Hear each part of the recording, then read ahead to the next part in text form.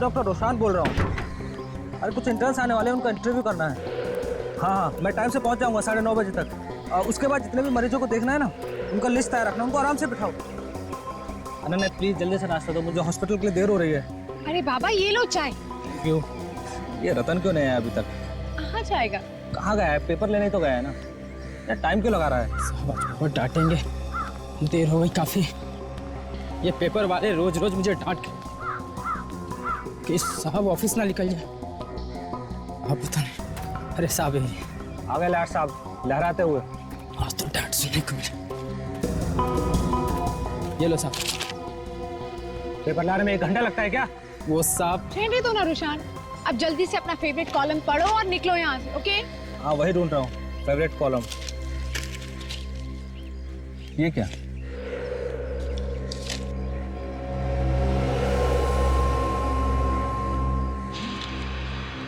Oh my God, क्या हुआ साहब? क्या हुआ रुशान? अनन्या ये देखो क्या लिखा है मेरे बारे में, देखो।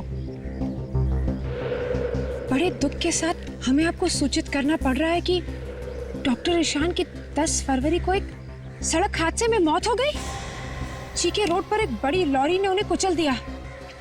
उनका अंतिम संस्कार दोपहर को 2 बजे पूरन घाट पर होगा। उनका दुखी परिवार। ओह माय गॉड ईशान, तुम्हारी मौत की खबर कहाँ से लाए सब? साहब टी-शर्ट छापा है सब? साहब मैं तो सिर्फ पेपर लाने गया था साहब, इसके बारे में ही नहीं। तो चुप कर और चुपचाप मुझे वहां लेकर चल जहाँ से लेकर आया। चल। ईशान वेट। बचने की कोशिश करो, पागल हो गए हो क्या?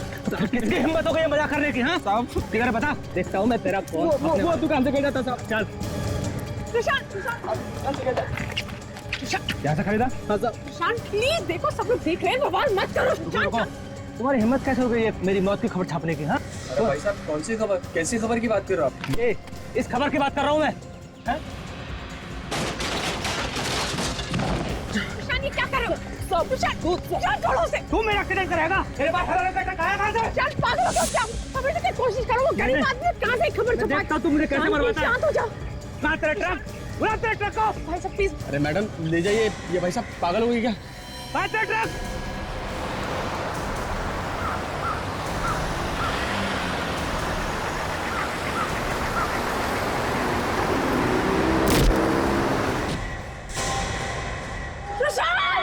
देखो मेरी बात ध्यान से सुनो, मेरा बेटा कोई आम आदमी नहीं है। इस साल का सबसे बड़े बिजनेसमैन का अवार्ड उसे मिला है और पार्टी ऐसी होनी चाहिए जैसी आज तक किसी ने देखी ना हो।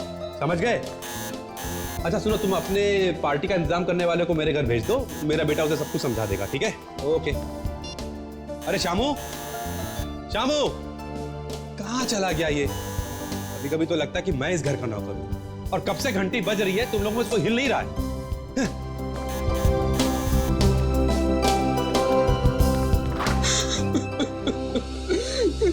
हिमांशु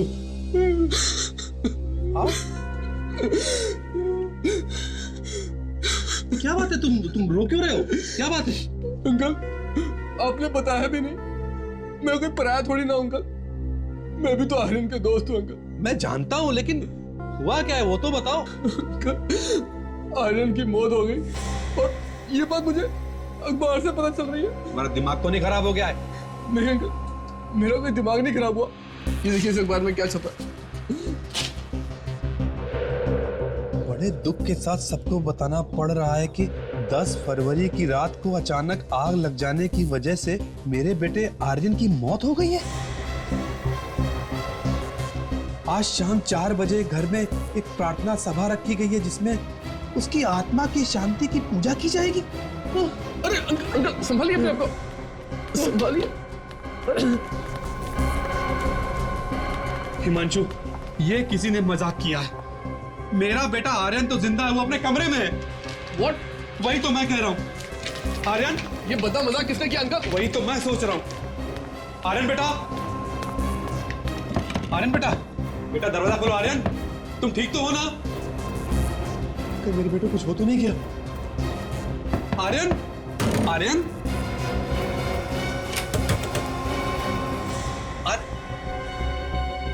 क्या हुआ डैड? अरे बेटा तू ठीक तो है ना बेटा? हाँ मुझे क्या हुआ, मैं तो बिल्कुल ठीक हूँ। अरे आर्यन तू तो बिल्कुल ठीक है यार। अरे हिमांशु, तू सुबह सुबह इन सफेद कपड़ों में किसी की मैयत पे जा रहा है या किसी के चौथे से आ रहा है? नहीं नहीं बेटा, ये ना किसी की मैयत पे जा रहा है ना किसी के चौथे से आ रहा है।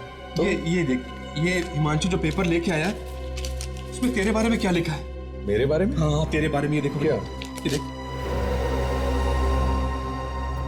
What nonsense that? ये क्या है? अरे ये तो मैं कह रहा हूँ कि ये क्या है। ये पेपर तुम्हें कहाँ से मिला? कोई बात नहीं, मैं पता लगा लूंगा कौन है वो जो मुझे मारना चाहता है।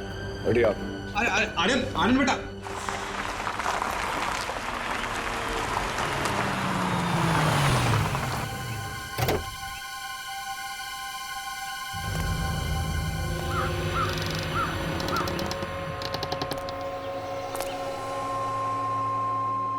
ये ले, आ गया मैं। हिम्मत है तो सामने आ। कहां छुप के बैठा है?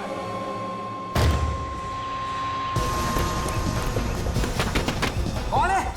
दरवाजा खोलो। देखो तुम मेरे हाथ से बच नहीं पाओगे। दरवाजा खोल दो अभी के अभी। ये कैसी आवाज है? रोल,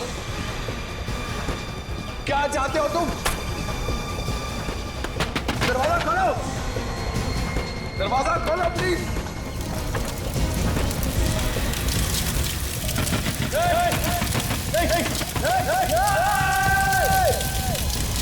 सर, किसी भी आदमी को गुस्सा आ जाएगा अपनी मौत की खबर देखकर। इसी के बारे में पता करने के लिए हम भागते भागते यहाँ पर आए और यहाँ के क्या? सर वो हरे रंग के ट्रक के बारे में बार बार कह रहे थे। लाल रंग का ट्रक, और इस मौत की खबर में कहीं पर भी हरे रंग के ट्रक के बारे में लिखा नहीं है। इसके बावजूद भी ये आदमी हरे रंग के ट्रक के बारे में पूछताछ कर रहा है। विक, काजल, देखो जरा और भी अखबारों में ये ऐसी मौत की खबर छपी है क्या? चेक करो।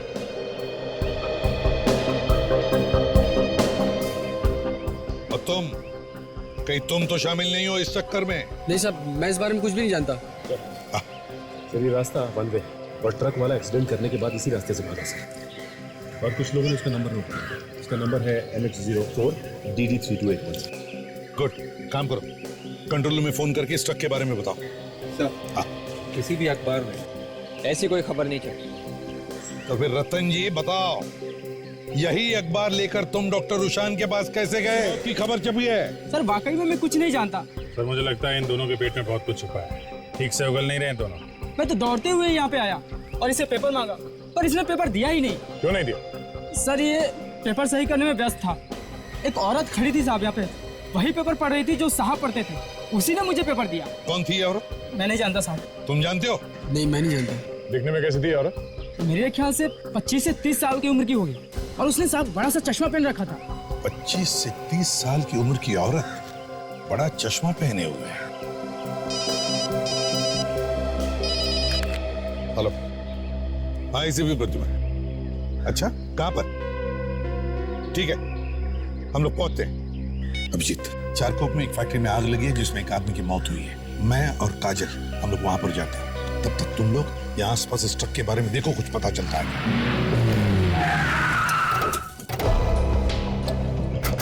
नंबर तो वही है, वही ट्रक है जो लोगों ने बताया था।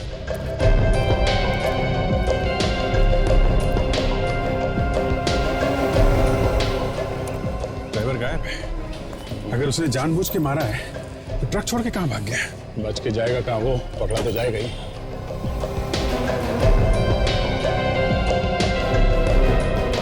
जी, यहाँ एक्सीलेटर के पेडल पे ग्रीस लगा हुआ है। ग्रीस लगा? हाँ, मतलब खूनी के जूते पे ग्रीस लगा हुआ था। हाँ विवेक, वेरी गुड वेरी गुड। देखो हमें ट्रक भी मिल गया है। अभी तुम कहाँ पे हो? हाँ उसी के आगे थोड़ा आगे आओ। या हमें ट्रक मिल गया और विवेक को ट्रक का मालिक।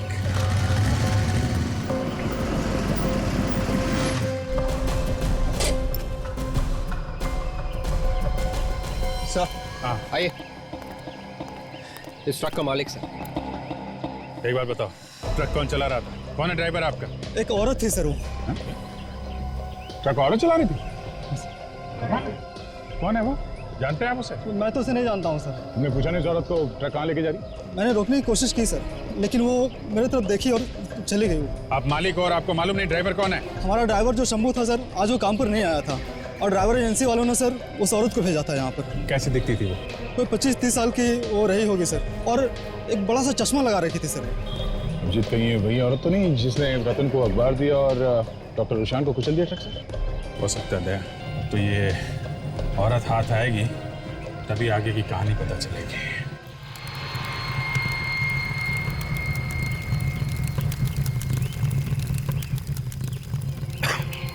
काजल, देखने से तो लगता है कि ये कोई एक्सीडेंट नहीं है। आपको ऐसा क्यों लग रहा है सब? तुम्हें डीजल पेट्रोल की बदबू नहीं आ रही है? हाँ सब आ तो रही है। और ये कोई डीजल पेट्रोल का गोडाउन भी नहीं है। इसका मतलब है किसी ने प्लान करके जानबूझकर आग लगाई है। देखो, अच्छी तरह से देखो, देखो कुछ मिलता है क्या? क्या सब? तब तक मैं इन लोगों से बात करता हूं।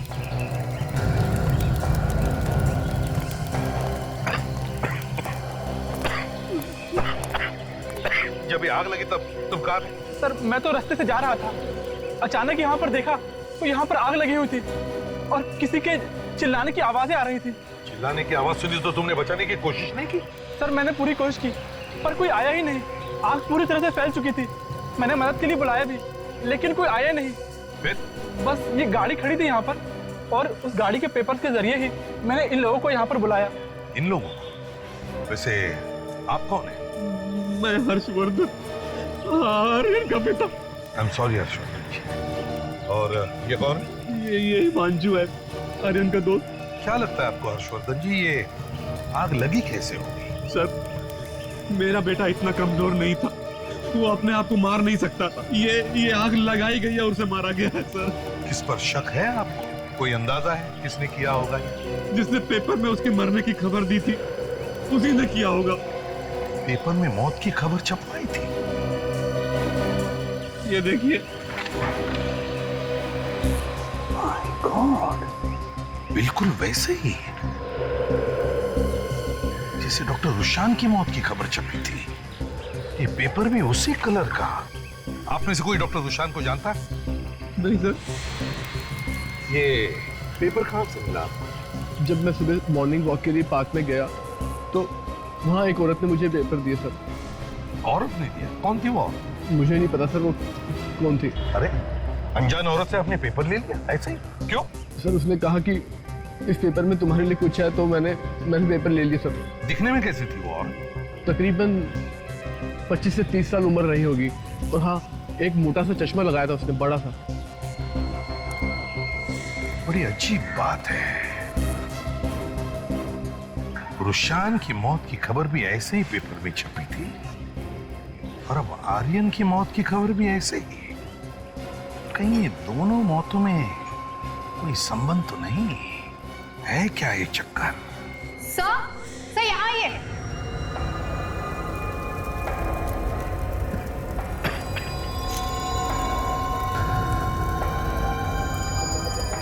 ये देखिए सर, एक्स्ट्रा हड्डी सर। एक और हड्डी? हाँ, ये आर्यन की लाश की हड्डियां तो बिल्कुल वैसी की वैसी है। तो फिर ये और एक हड्डी कहां से आ गई? ये हड्डी कहां से आ गई? है कौन ये जिसका कंकाल यहां पर है? एक बात बताओ, अगर कोई अपनी मौत की खबर किसी अखबार में पढ़ेगा तो क्या करेगा? सर वो फोन करके पता करेगा कि ये खबर छपाई क्यों। या तो वो सीधा उस न्यूज़पेपर के ऑफिस जाकर ये पूछेगा कि उसके जीते जी उसके मरने की खबर छापी क्यों। मगर डॉक्टर रुशान और आर्यन जिनकी मौत की खबर अखबार में छपी है, इन दोनों ने ऐसे नहीं किया। डॉक्टर रुशान ने अपने नौकर की गर्दन पकड़ी और उसे वो अखबार बेचने वाले के पास लेकर गया जहां पर एक ट्रक आया जिसने डॉक्टर रुशान को उड़ा दिया और उसकी मौत हो गई। और सर आर्यन गुस्से में सीधा गोडाउन में गया जहां जलने से उसकी मौत हो गई। एग्जैक्टली, इसीलिए मैं पूछ रहा हूं कि ऐसी खबर पढ़ने के बाद तो किसी के भी दिमाग में 50 सवाल उठने चाहिए कि किसने छापी होगी ये खबर और क्यों छपाई होगी ये खबर। मुझे तो इसमें बहुत बड़ी गड़बड़ लग रही है। कुछ तो गड़बड़ है, बड़ा सोच समझ के बनाया हुआ प्लान है ये, और इन दोनों मौतों में उसी का हाथ है।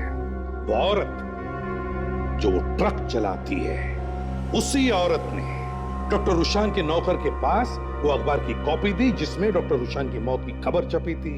और उसी औरत ने आर्यन के दोस्त को भी वो अखबार की कॉपी दी जिसमें आर्यन की मौत की खबर छपी थी। क्यों? हाँ सर, ये दोनों पेपर्स इन्हीं दोनों को क्यों दिए? एग्जैक्टली। इसका मतलब है कि डॉक्टर रुशान और आर्यन के बीच कोई ना कोई कनेक्शन जरूर है सर। है सर, अविक, दोनों न्यूज़पेपर्स देख के एक बात पता चली है सर। क्या? जहाँ पे मरने की खबर छपी है वहां पे इंक स्याही थोड़ी फैली हुई है सर। ये देखिए, पूरे पेपर में और कहीं पे भी इंक नहीं फैली हुई है। हाँ, उन्हीं जगहों पर जहां पर ये मौत की खबरें छपी है। से दोनों खबरें एक ही प्रिंटिंग प्रेस में छपी है सर। दोनों खबरों में लिखावट या फॉन्ट स्टाइल एक जैसी ही है सर। हाँ सर, और ये फॉन्ट आजकल के अखबारों में बिल्कुल इस्तेमाल नहीं किया जाता, काफी पुराना फॉन्ट है। हाँ फ्रेडी, अगर ये फॉन्ट पुराना है तो टाइप भी पुराना होगा, और अगर टाइप पुराना होगा तो वो मशीन भी पुरानी होगी, और जहां पर ये प्रिंटिंग मशीन है वो प्रिंटिंग प्रेस भी पुरानी होगी।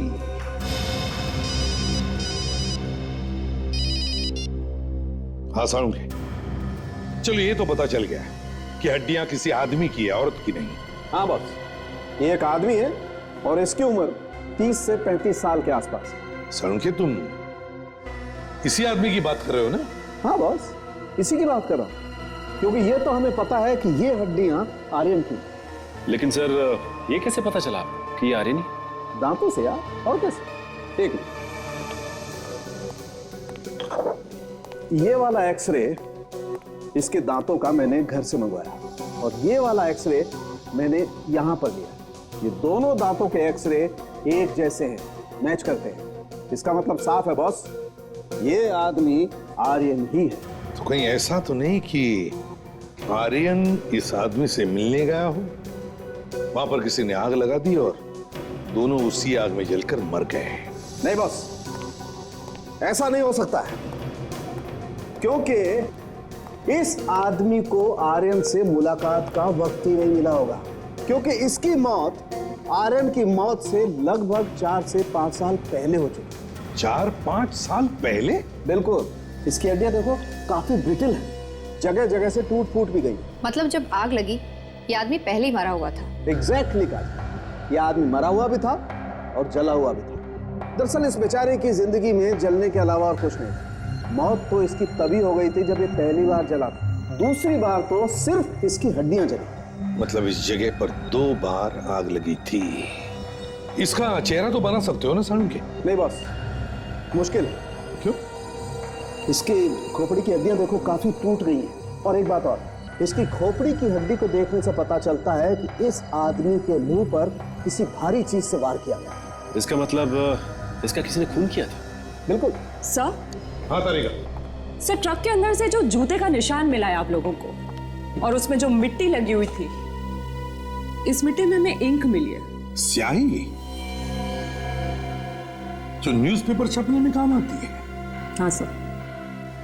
न्यूज़पेपर, इस रुशान और आर्यन की मौत की कहानी की शुरुआत भी तो न्यूज़पेपर से हुई है, ऑबिट्यूरी में से। और सर, ये न्यूज़पेपर में खबर अलग से छापी गई थी। इसका मतलब ये लड़की जो ट्रक चला रही थी वो किसी ऐसी जगह पे गई होगी जहां पे अखबार छापा जाता है। सब कोई प्रिंटिंग प्रेस। हाँ, प्रिंटिंग प्रेस। और तो और, ये औरत या तो उस खूनी से मिली है या फिर खुद खूनी है। और सर, इस मिट्टी में से हमें पेट्रोल और डीजल भी मिला है। पेट्रोल और डीजल मिला है? हाँ, एक साथ? एक साथ। ओह, स्याही न्यूज़पेपर छपवाने के काम में आती है। प्रिंटिंग प्रेस, पेट्रोल और डीजल एक साथ, petrol pump, garage, printing press. शहर में जरूर कोई ऐसा प्रिंटिंग प्रेस है, एक पुराना प्रिंटिंग प्रेस, जिसके आसपास कोई पेट्रोल पंप या गराज है। और सर, ये जो आग लगी थी 2 बार? सचिन, आग का मामला छुप नहीं सकता, जरूर आसपास के पुलिस स्टेशन में रिपोर्ट लिखवाई गई हो। पता लगाओ ये कौन सा पुलिस स्टेशन है। सर। हेलो, कहां पर? तो ठीक है, आप वहीं पर रुके रहो। CID bureau. क्या पता चल गया? क्या एड्रेस है वहां का? हाँ। Fine, thank you sir. Printing press का पता चल गया सर, जो गैराज के पास है और काफी दिनों से बंद पड़ी है सर, अंधेरी ईस्ट में है। क्या डॉक्टर रुशान का खून हुआ है? जी हाँ। मगर सर, हमें तो पता चला था कि एक्सीडेंट में उनकी मौत हुई है। वो एक्सीडेंट नहीं था, सिर्फ खून करने के लिए एक्सीडेंट किया गया था। उनकी किसी के साथ कोई दुश्मनी थी, शायद उसके दिल में कोई पुरानी लड़ाई झगड़े की यादें रह गई होगी, तभी तो इतना बड़ा कदम उठाएगा।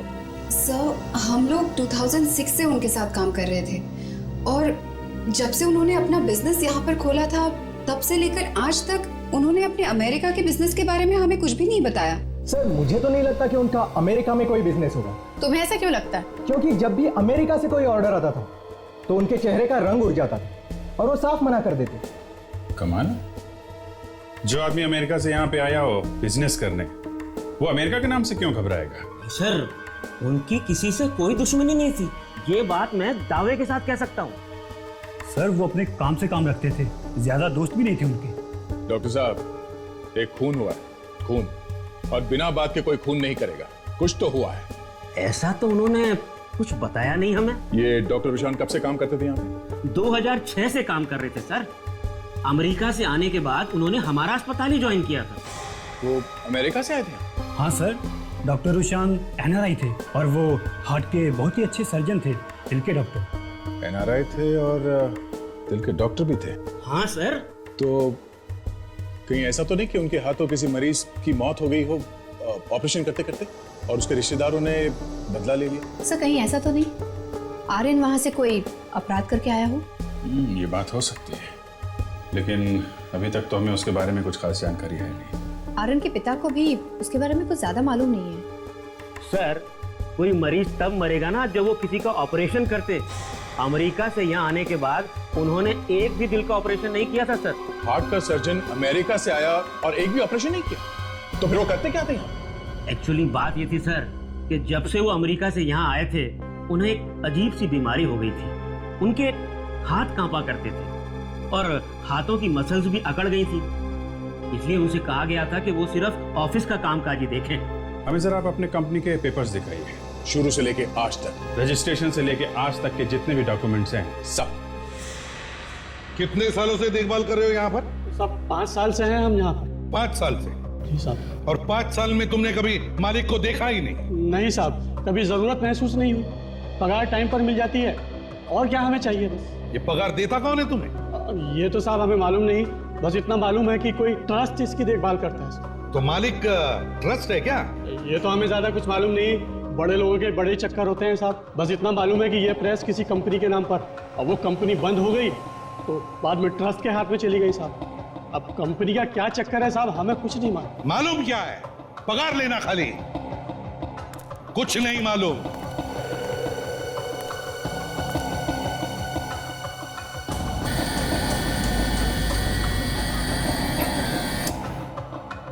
ये क्या है? ये मशीन तो चालू है। तुम तो कह रहे थे कि यहां सब कुछ बंद है, क्यों? हमें मालूम नहीं साहब, हमने तो कभी हाथ भी नहीं लगाया। सर आप रे, ये देखिए, पुराना पेपर मिला है, ट्रस्ट के नाम पे है और इस पे जो दस्तखत की गई है वो डॉक्टर रुशान की है। एक काम करो, देख मशीन में पेपर डाल के देख, प्रिंट आउट निकालते हैं। मशीन ऑन करो। हाँ सर।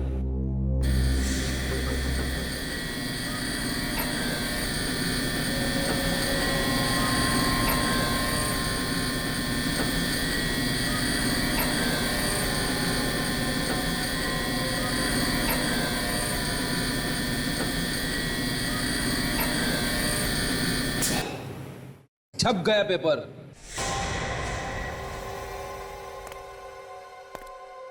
My God, ready? ये तो बिल्कुल वैसा ही फॉन्ट है, पुराना फॉन्ट।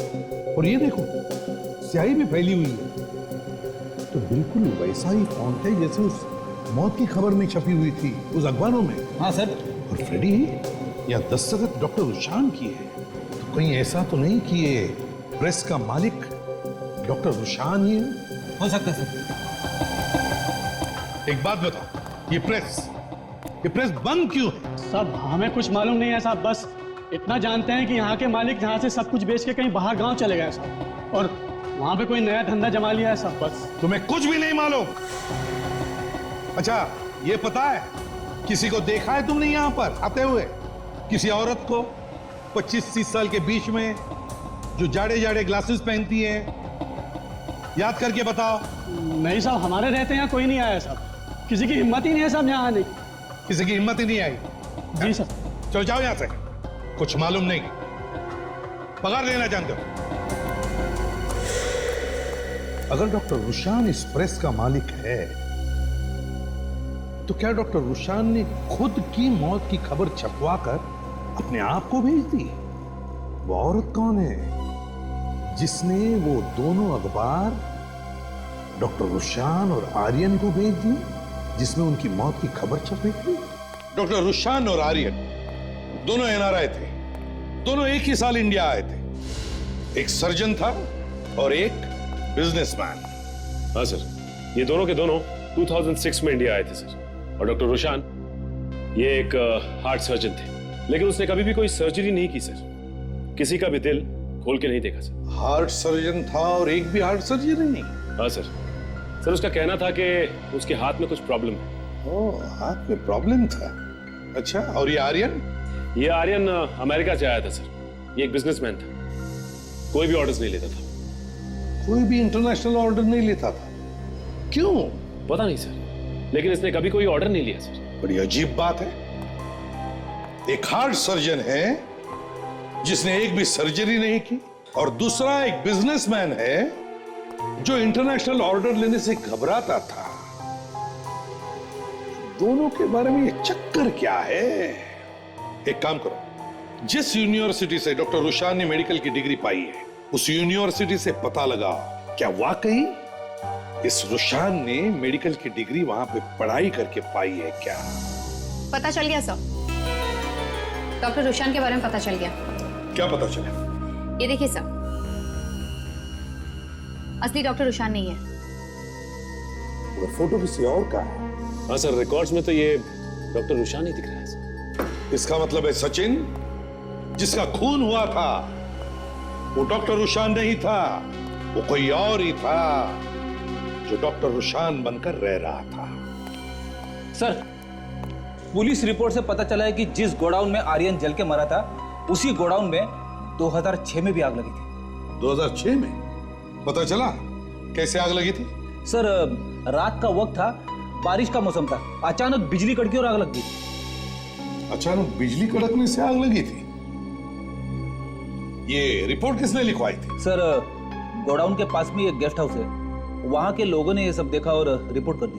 ओह, तो फिर इस गोडाउन के पास में जो गेस्ट हाउस है वहां पे जाकर पता लगाना पड़ेगा कि क्या उस आग में कोई मरा भी था या नहीं।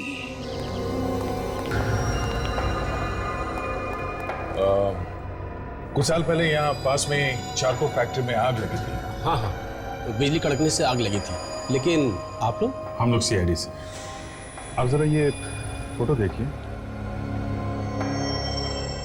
जिस समय आग लगी थी तो क्या ये तीनों लोग यहाँ पे आपके इस गेस्ट हाउस में ठहरे थे? ये डॉक्टर रुशान है, नाराय डॉक्टर। ये संजीव वकील, और ये है आर्यन बिजनेसमैन। हाँ, याद आया, ये यहाँ पहले बहुत आया करता था, लेकिन ये डॉक्टर नहीं है और ना इसका नाम डॉक्टर रुशान है। फिर कौन है ये? इसका नाम प्रतीक है। ये अपने दो साथियों के साथ अक्सर आया करता था। ये दो साथियों के साथ आता था? ये इसके साथ ये दोनों तो नहीं आते थे? इतना तो याद नहीं है। अच्छा, जिस वक्त यहाँ पे आग लगी थी उस वक्त आपके यहाँ बाहर के देश के लोग भी ठहरे थे क्या? हैं इंडियन लेकिन बाहर रहते हो, एनआरआई? मैं रजिस्टर देख के बताता हूँ।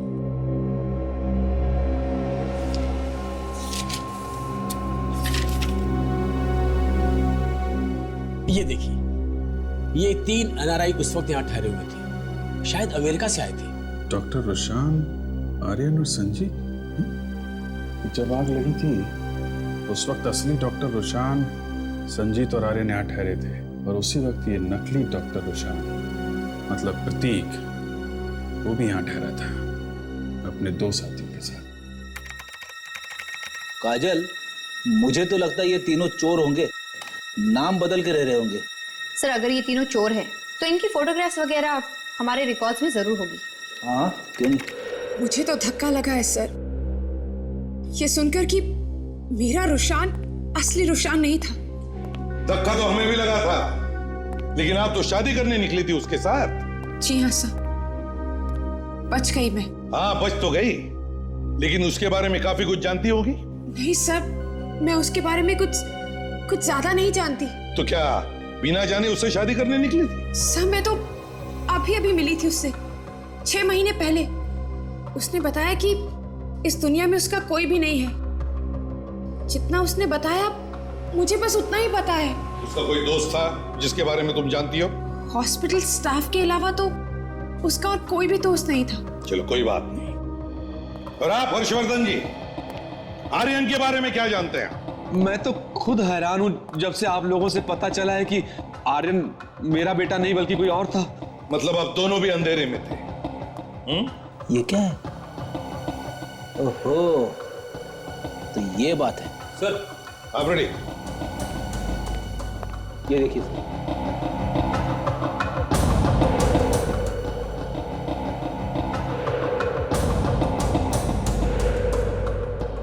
विकी, प्रतीक और भुवन तीनों के तीनों चोर, और वो भी जाने माने चोर। चेहरा कोई और नाम कोई और। 1 मिनट, विकी के पिता का नाम, ओह, अब आया समझ में। आर्यन के पिता हर्षवर्धन, तुम्हारा बेटा एक चोर था, चोर। और तुम भी। What nonsense? हाँ, तुम भी। तुम एक भाड़े के बाप हो, भाड़े के। विकी के पिता का नाम प्रताप था, हर्षवर्धन नहीं, समझे? बताओ क्यों किया तुमने? क्यों किया? जल्दी बताओ। आई एम सॉरी सर, मुझे माफ कर दीजिए। मुझे इस काम के लिए पैसे दिए गए थे, पैसे। पैसों की। और आप अनन्या जी, जिस डॉक्टर रुशान से आप शादी करने वाली थी, उसका असली नाम था प्रतीक। प्रतीक? हाँ, प्रतीक। आप तो कह रही थी कि उसका इस दुनिया में कोई नहीं, उसका एक साथी है, अब भी है, और उसका नाम है संजीत। विकी, प्रतीक और भुवन, मतलब आर्यन, डॉक्टर रुशान और संजीत। अब ये संजीत बचा है, इसी से असली कहानी सुनते हैं। हाँ सर, मैं संजीत के साथ ही हूँ, वो अब ठीक है।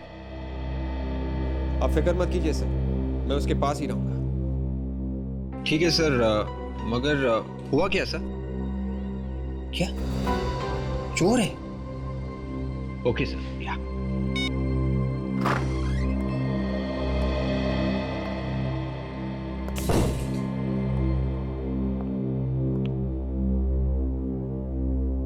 कुछ पता चला सर, मुझ पर हमला किसने किया था? नहीं, अभी तक तो नहीं, लेकिन बहुत जल्दी पता चलने वाला। ठीक है सर, पता चल जाएगा तो मुझे बता देना। मैं अभी ठीक हूँ, मैं घर जा रहा हूँ सर। नहीं नहीं, तुम अभी तक ठीक नहीं हो। अगर तुम्हें कुछ हो गया ना तो मेरे ऊपर मुसीबत आ जाएगी। चलो अब चुपचाप ले जाओ। नहीं सर, मुझे घर जाना है। नहीं, तुम कहीं नहीं जा सकते। क्यों नहीं जा सकता मैं घर? क्योंकि तुम्हारी जगह यहाँ नहीं, कहीं और है। क्या मतलब? मतलब संजीत और भुवन, तुम एक चोर हो और संजीत के नाम से रह रहे हो, समझे? बताओ अब असली कहानी क्या है? कौन भुवन? मैं किसी भुवन को नहीं जानता, मेरा नाम संजीत है। संजीत वंजीत अब भूल जाओ, समझे? अब सच बोलने का टाइम आ गया। क्या हुआ था वहां हाईवे गेस्ट हाउस में? Guest house? कौन सा गेस्ट हाउस? ये कौन सी जगह है? ये अच्छी जगह नहीं है। कुछ हुआ था। लेकिन आप ये सब मुझसे क्यों पूछ रहे हैं? भुवन कौन है? मैं हूं सर। और क्या हुआ था उस रात में? मुझे तो बहुत खुशी हो रही है, आप तीनों भी दोस्त और हम तीनों भी। एक्चुअली ऐसा बहुत कम होता है कि एक जैसे ख्यालों के लोग मिले। भाई बात तो आपकी बिल्कुल सही है, लेकिन हम लोग तो अभी भी दोस्त बने। आप तीनों को देखकर ऐसा लग रहा है कि आप लोग बहुत पुराने दोस्त। पुराने? अजी ये कहिए लंगोटिया यार है, वो भी बचपन से। लेकिन आप लोग नए कैसे? हम लोग एक ही फ्लाइट में आ रहे हैं अमेरिका से। आपने बताया नहीं आप करते क्या? मैं एक बिजनेसमैन यहाँ पर अपना नया बिजनेस शुरू करना चाहता हूँ, पर हम तीनों यहाँ पर नए हैं तो कोई हमें जानता नहीं। और आप क्या करते हैं? मैं सर्जन हूँ। ओह, हार्ट सर्जन। अमेरिका में तो मैंने लोगों के लिए बहुत कुछ किया है, लेकिन अब चाहता हूँ कि अपने देश वालों के लिए भी कुछ करूँ। और आप? जी मैं एक लॉयर हूँ, मैं एक लॉ फॉर्म में काम करता हूँ, यहीं सेटल होना चाहता हूँ। वापस जाने का तो मन ही नहीं करता, बहुत पैसा कमा लिया, सोच रहा हूँ कि अब यहीं पे रह के कुछ करूँ। उन लोगों ने अपने बारे में सब कुछ बता दिया था हमें। यहाँ पे कोई भी नहीं जानता था उन्हें, जो भी कोई था वो अमेरिका में ही था। हम लोगों के दिल में पाप आ गया था, सोचा इन लोगों को मार के इनकी जगह ले लेंगे, पुलिस भी तंग नहीं करेगी। इसलिए हम तीनों ने प्लान बनाया, एक एक करके तीनों को मार देते हैं। बस उस रात यही हुआ था हाईवे गेस्ट हाउस पर। उसके बाद तुमने विकी और प्रतीक के साथ मिलकर डॉक्टर रुशान, आर्यन और संजीत का खून कर दिया अलग अलग जगहों पर। हाँ सर। उस टैक्सी ड्राइवर का क्या हुआ जो उन्हें वहां गेस्ट हाउस में लेके आया था? उसने किसी को कुछ बताया नहीं? हमने उस टैक्सी वाले को ढूंढकर उसे कुछ पैसे देकर उसका मुंह बंद कर दिया और फिर उसके साथ मिलकर एक झूठे एक्सीडेंट का नाटक रचा। झूठे एक्सीडेंट? कैसा झूठा एक्सीडेंट? टैक्सी वाले ने पुलिस वाले को बताया कि उसकी टैक्सी एक गहरी खाई में गिर गई और वो किसी तरह कूदकर बच गया। और पुलिस ने इस बात की छानबीन नहीं की? छानबीन की, लेकिन टैक्सी के अलावा और कुछ भी नहीं मिला। और उन्होंने अपनी रिपोर्ट में बताया कि गहरी खाई होने की वजह से लाशों का पता नहीं चला और यही खबर उनके घर वालों तक पहुंच गई अमेरिका में। ऐसा भी होता है दया, देखा? वाह रे वाह। तो फिर सर वो कौन है जिसने डॉक्टर रुशान यानी प्रतीक और आर्यन मतलब विकी, इन दोनों का खून किया और इसे जान से मारने की कोशिश की? जरूर उन तीनों में से किसी का रिश्तेदार है जो इन तीनों की करतूतों को जानता है। मगर सर वो है कौन, ये कैसे पता चलेगा? काजल, डॉक्टर रुशान की एक प्रिंटिंग प्रेस है ना, बंद पड़ी हुई? हाँ सर। इसका मतलब है सर वो जो कोई भी है वो डॉक्टर रुशान के आसपास का कोई आदमी है जिसे ये मालूम है कि डॉक्टर रुशान की एक प्रिंटिंग प्रेस है जो बंद पड़ी है, और उसे ये भी मालूम है कि तीनों जब कोई अखबार उठाते हैं तो सबसे पहला पेज कौन सा पढ़ते हैं। एग्जैक्टली। और उसे ये भी मालूम है कि ये खून इन तीनों ने ही किए हैं। सर हम लोग तो सिर्फ एक ही बार मिले थे, वो भी अचानक, और खून के बारे में तो हमने किसी से बातचीत नहीं की थी। कब मिले थे? एक चैरिटी फंक्शन में। तो शायद वहीं पर किसी को शक हुआ होगा तुम पर। पर सर वहां तो बहुत सारे लोग थे। वहां पे बहुत सारे लोग थे, तो फिर उन बहुत सारे लोगों को एक खत लिख दो कि तुम जानते हो विकी और प्रतीक का खूनी कौन है, और अगर वो चाहते हैं कि तुम अपना मुंह बंद रखो, सीआईडी वालों को ना बताओ, तो वो तुमसे आकर वहां पर मिले जहां पर मौत की खबरें छापी जाती थी, डॉक्टर रुशान के प्रिंटिंग प्रेस पर।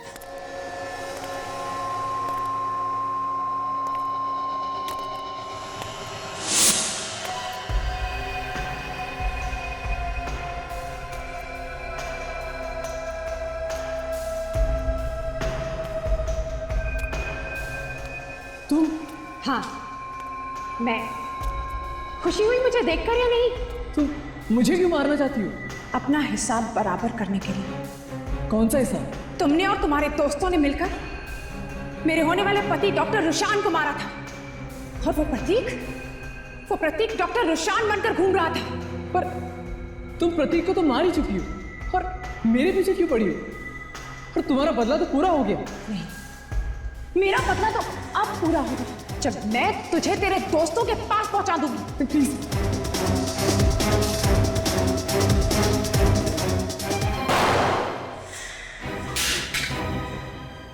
बदले की आग इतनी भड़की हुई है कि खून के पर खून करती जा रही है। हाँ? माना कि इसने गुनाह किया है, मगर तुम्हारा बदला लेने का तरीका भी गलत है। कानून सजा देगा इसे। अगर कानून सजा दे सकती थी तो ये इस तरह से खुलेआम नहीं घूमता। ऐसे लोगों को सजा देने का यही तरीका है। तुम्हारे की सेक्रेटरी? सेक्रेटरी सिर्फ नाम के लिए, सिर्फ नाम के लिए बदला लेने का इंतजार कर रही थी मैं। मगर तुम इसे मारना क्यों चाहते? मैं संजीत की बीवी हूँ जिसका इसने खून कर दिया है और अब ये संजीत बन के घूम रहा है। मुझे माफ कर दो। तुम लोगों को पता कैसे चला कि नकली संजीत कहाँ पे छुपा है? हमें अनन्या ने बताया। हमने एक चैरिटी शो ऑर्गेनाइज किया था, उसमें अपने सारे रिश्तेदारों को बुलाया था और इन तीनों को भी। तभी हमें पता चल गया था कि सच क्या है। और फिर एक एक को ऐसे ही मारने का प्लान बनाया था जैसा कि इन लोगों ने रुशान, आर्यन और संजीत को मारा था। मतलब ये सारा प्लान तुम तीनों ने ही बनाया इन्हें मारने का? हाँ, मैं अपने बड़े भाई के लिए कुछ भी कर सकता था। हमने उन दोनों का खेल तो खत्म कर दिया था, तू बच गया क्योंकि तेरी किस्मत अच्छी थी।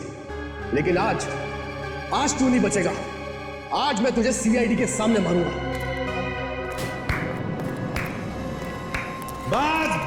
बस बहुत अच्छी प्लानिंग की थी, बहुत अच्छा प्लान बनाया। भागने के सारे रास्ते बंद हैं, कोशिश करना भी बेकार है, समझे?